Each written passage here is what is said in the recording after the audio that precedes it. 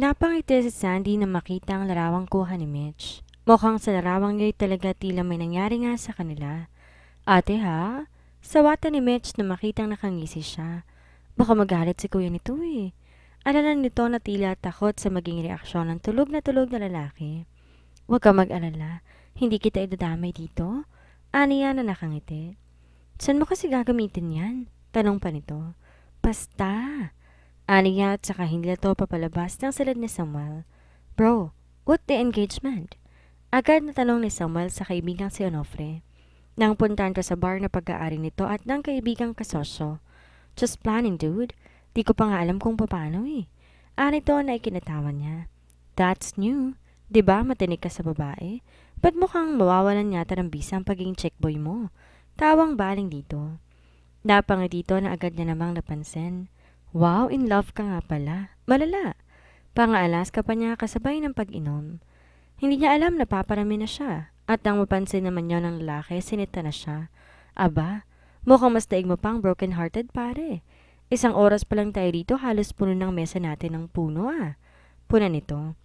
Di siya umimik bagkos uminom lamang siya. Bro, lalaki ako, ramdam ko may tinatago ka. Bakit, namimiss mo ba ang asawa mo? Diga ni Onofre. Ngumisi siya rito. O baka naman may natitipuhan ka na. Saad pa? Pare, uminom na lang tayo. Ang sagwa kung magdadramahan tayo. Tawang wika at saka mo ring tumungga. Nanahimik naman ito. So why not telling me about the girl who captured the bad boy's heart? Lasing na wika. Bad boy's heart. Ulit nito na umiling-iling. Bakit hindi ba? Untag niya na kinangiti nito. Hirap mong kausap? Nauna ka pa talagang nalasing ha? Yung totoo, anong pinagdaraanan mo? Di na mapigilang tura ni Onofre sa nakikitang galaw ng kaibigan. Ikaw ang pinag-uusapan at ba't napunta sa akin? Kampay nito. Pinabayaan na lamang siya ni Onofre. Baka di ka makauwi niyan.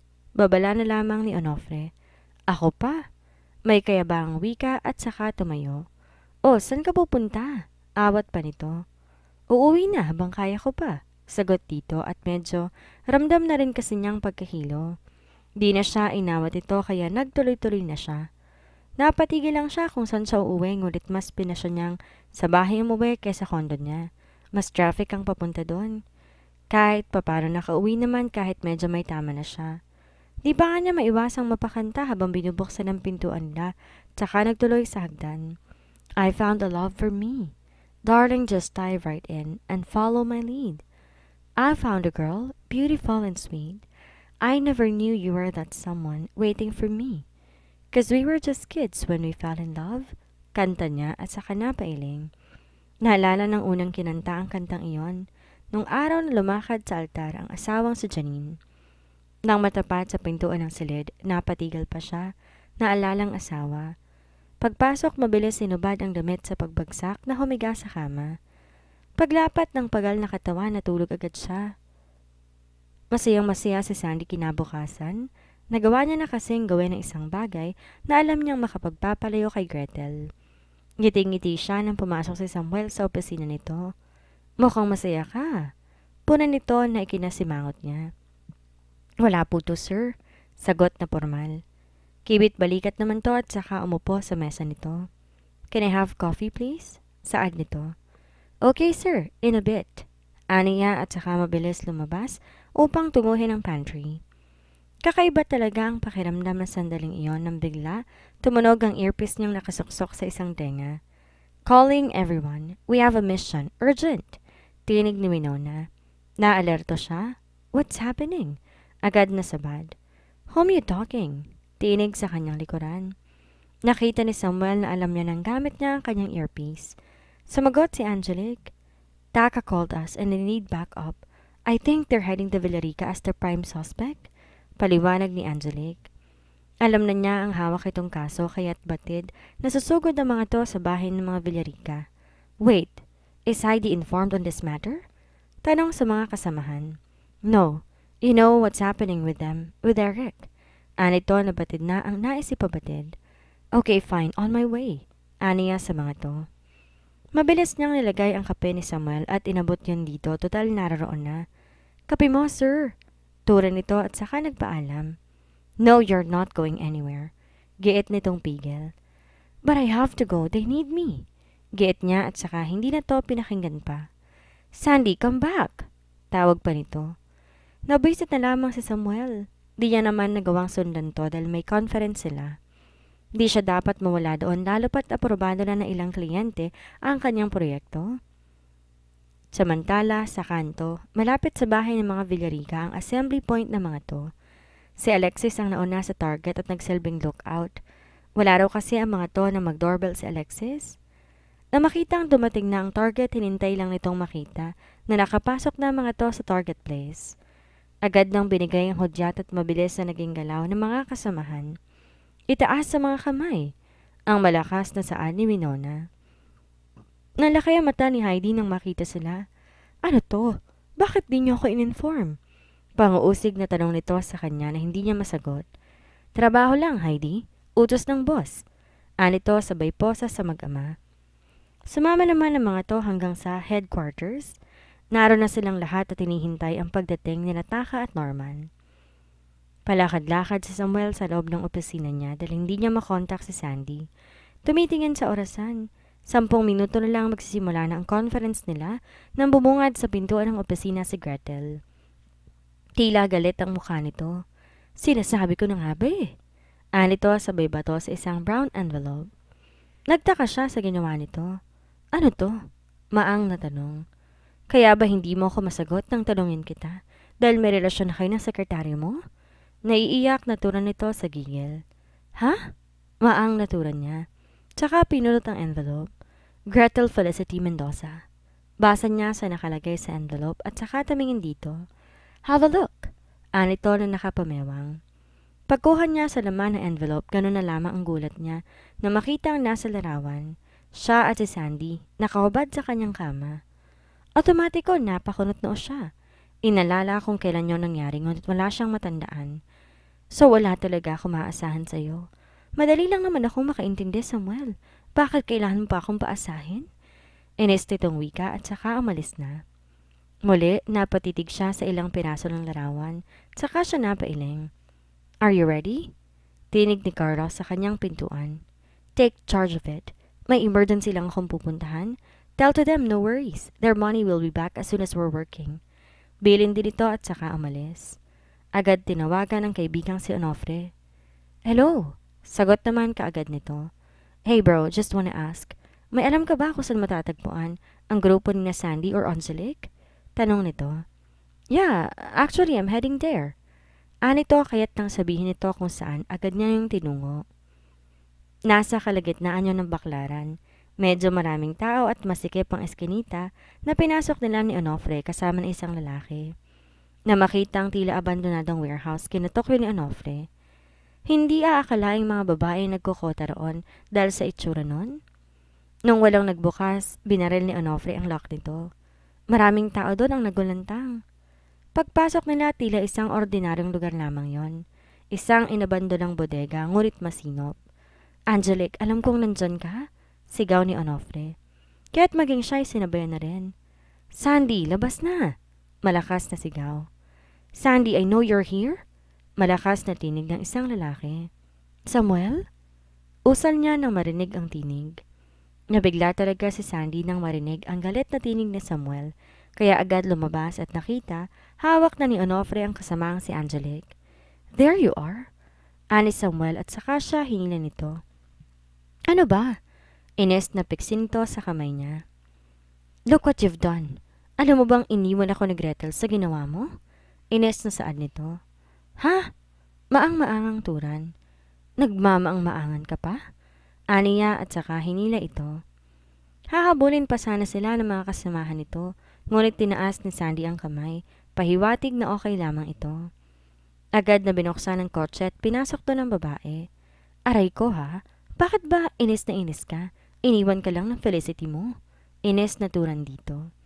Talagang pinangangatwiranan mo pa ha? Aniya sabay bukas ng dashboard at kinuha mula doon ng envelope. Na makita ni Sandy yun ang laki ang mata niya. Holy! See? Natameme ka ngayon. Now tell me, how did this happen? Ani Samuel habang nilalapat sa mukha ang larawan nila sa kama nito. Bigla siyang nahiya dito. Kinuha yon sa katinago. Tell me! Mataas na ang boses nito. Okay, fine. Baling nito sabay irab. Kagabi, lasing ka. Tipid na sagot. Tahimik lang si Samuel na nakatingin sa kanya. Nang di na siya nagsalita, muli ito nagsalita. Tell me, why did you do this?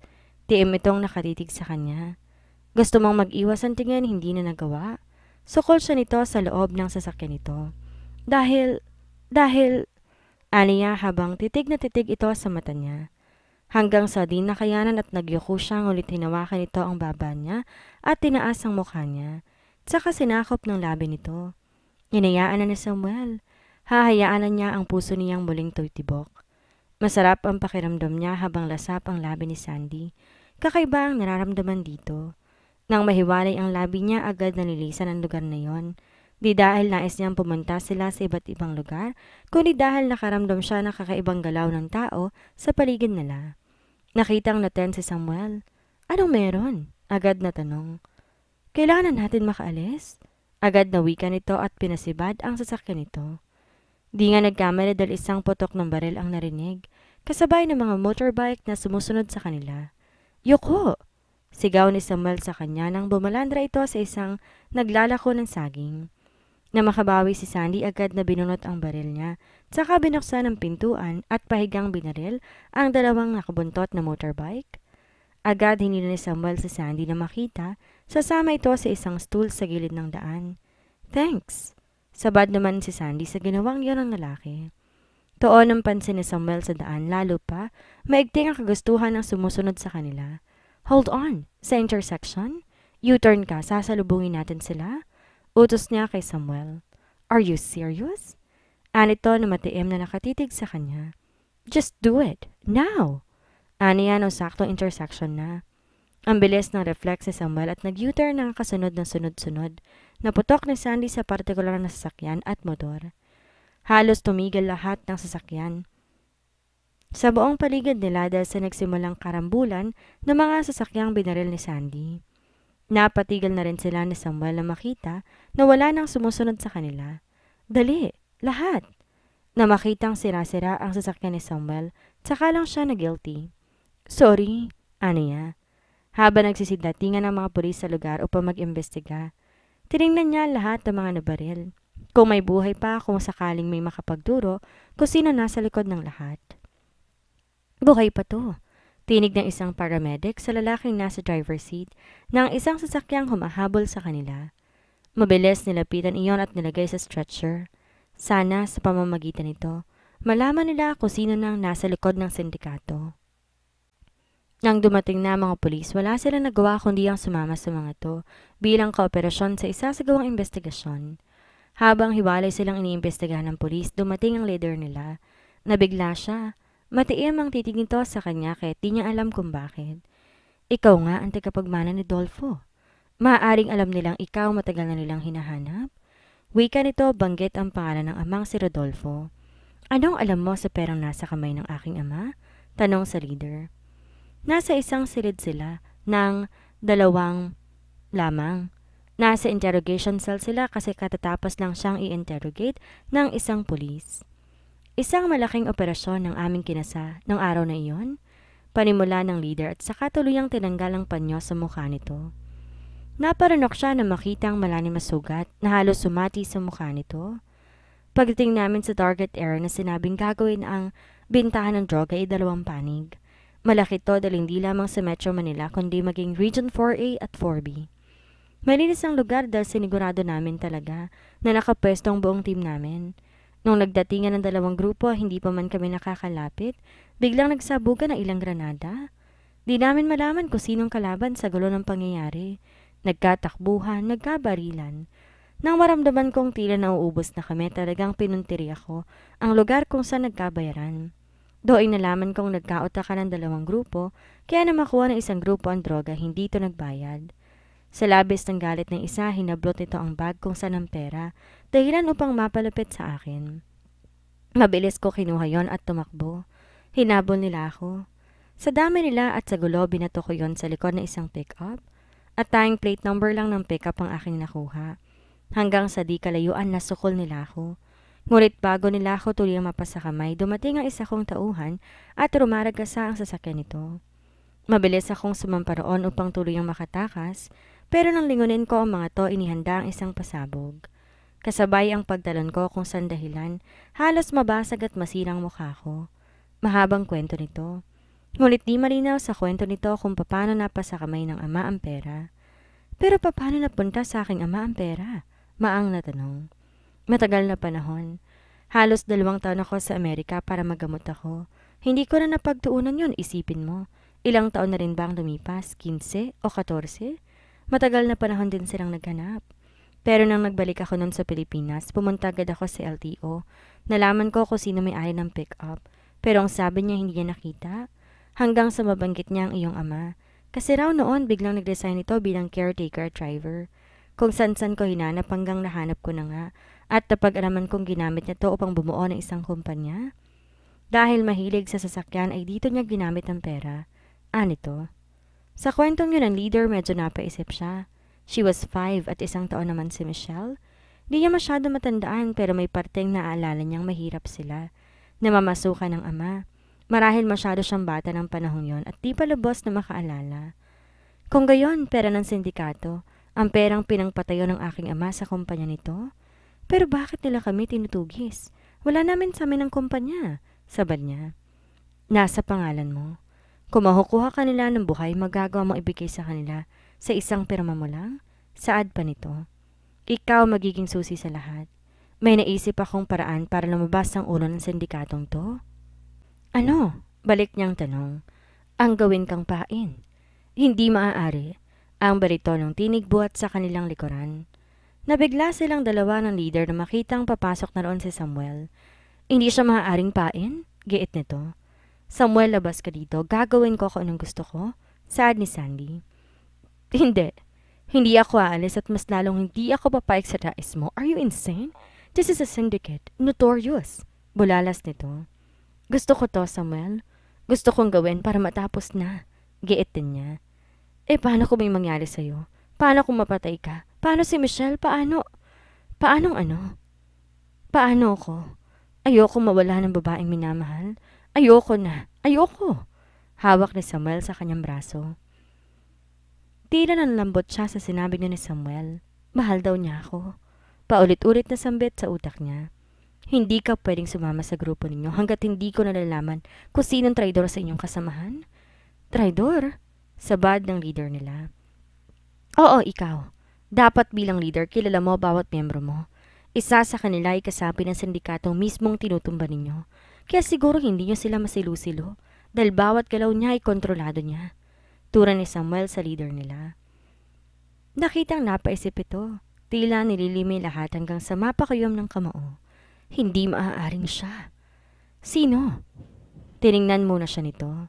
Si Winona? Aniya. Pero wala pa tayong sapat na batay na siya nga. Unfair sa kanya yon, boss. Total naging kasama natin siya sa bawat laban namin. Pagtatanggol sa kasamahang halos kapatid na rin ang turing niya. Basta ayoko ng ideyang ipapain si Sandy. Kung ang kumpanya at ang pera nito ang kailangan nila, pues ako ang ipain mo. Sabat nito sa leader nila. What? Bakit ikaw? Hindi naman ikaw ang kailangan nila? Gilalas naman ni Sandy. Remember, ginipit ng tiyuhin ko ang ama mo? Maraming perang papa mo. Masipag pero walang masyadong alam sa pagpapalakad ng malaking negosyo. Hindi lang kasi manpower ang kailangan ng paperworks at doon magaling ang tiyuhin ko. Napaikot niya ang ama mo at nakuha ang kumpanya ninyo. Nalulong ang tiyuhin ko sa kusino at sinanla sa akin. Kaya nasa akin ang kumpanya? Pagkakwento ni Samuel. Kaya ako ang ipain ninyo. Hindi maaari. Ang biglaan niyang sabad.